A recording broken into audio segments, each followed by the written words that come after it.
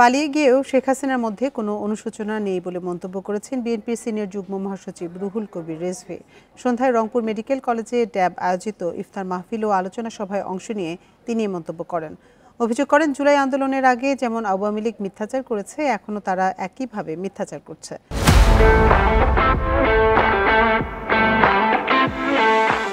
বলেন, আওয়ামী লীগ দেশের চিকিৎসকদের উপর আস্থা নষ্ট করে মানুষকে ভারতমুখী করেছে। অনুষ্ঠানে শহীদ আবু সাইদের বাবার হাতে নগদ অর্থ সহায়তা দেয়া হয় বিএনপির পক্ষ থেকে।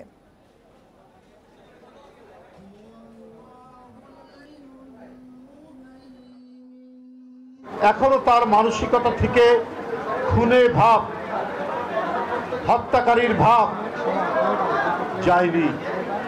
তিনি এখনো প্রতিহিংসা এবং প্রতিশোধে ভুগছেন। তার মধ্যে কোনো ধরনের অনুশোচনা সৃষ্টি হয়নি।